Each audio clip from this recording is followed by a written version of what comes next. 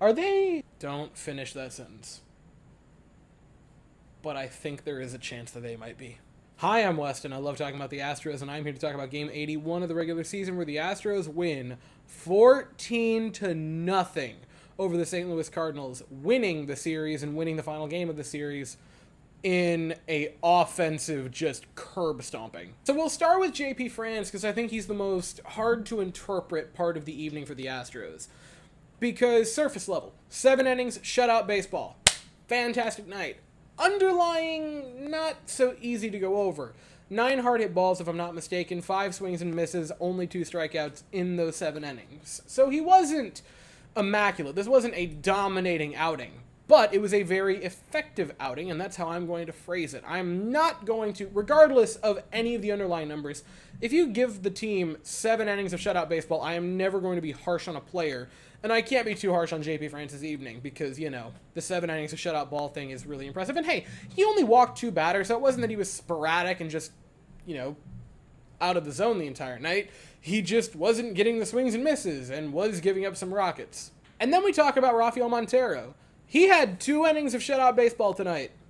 I don't care about the swing and miss, hard hit, strikeout, any of that. I couldn't care less. He had 2 innings of shutout baseball. That is the only number I am looking at right now for Rafael Montero. He has been beaten to hell and back this season. He went out and gave the Astros 2 innings of shutout ball. Was it in a high-leverage situation? By absolutely no means. Not even close. Not even remotely close. But he went out for 2 innings and didn't allow runs. That is a good thing. That is progress. I will take any little victory that we can get here. But then we talk about the major victory of the night for the Astros, which was finally breaking the 10-run curse this season. It seemingly has plagued the Astros for the past few years, but especially this season, the 10-run curse has plagued them like no other. I believe they were winless this season when coming off of 10 runs, which is just a statistical anomaly. But regardless, it was a real fact entering tonight. But they respond not by scoring 10 or 11 or 12, but 14 runs coming off the 10-run game. Curse be damned, it's done now. Altuve with an RBI single gets the party started in the second inning. Kyle Tucker then continues it to make it 3-0 Houston with a 2 RBI single. Jose Abreu with a 2 RBI double to make it 5-0. And then Yainer Diaz with an RBI double to make it 6-0 Houston.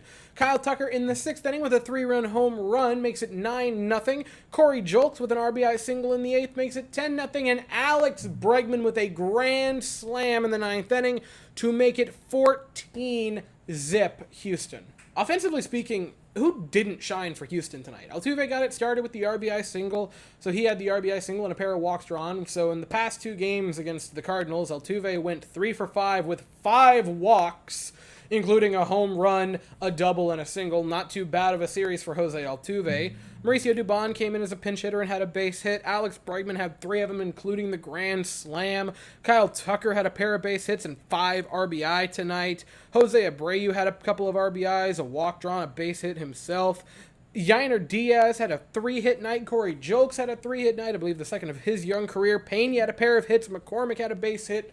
The Astros offense was tearing the cover off the ball the entire evening, and finally, 81 games in, beat and end that stupid 10-run curse. I am not going to say it, because it is 2 games against a pretty downright bad St. Louis Cardinals team.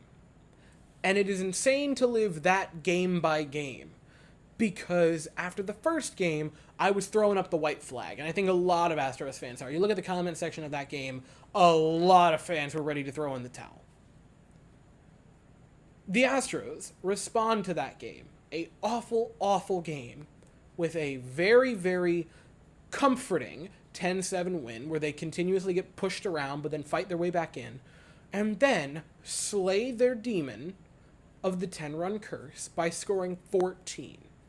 Both of those games before entering now a 4-game set spilling from Friday to Monday against the Texas Rangers, who come in past 10 games, 5-5, the same as the Astros, with only a 5-game lead. I am not by any means saying that the Astros are going to do something crazy and sweep them. But I have to acknowledge the fact the Astros feel good about themselves right now. The offense is doing unbelievably well. The pitching tonight can take reassurance, and the very end of last night, because Abreu got to have a nice, good inning where he looked great. Presley got to have an inning where he looked great. Tonight, Montero got to have 2 innings where he didn't allow runs. The pitching staff, the starting rotation, has held strong the entire season with just a couple of blips on the radar. So they feel good entering it. The bullpen's got to start having their confidence come back.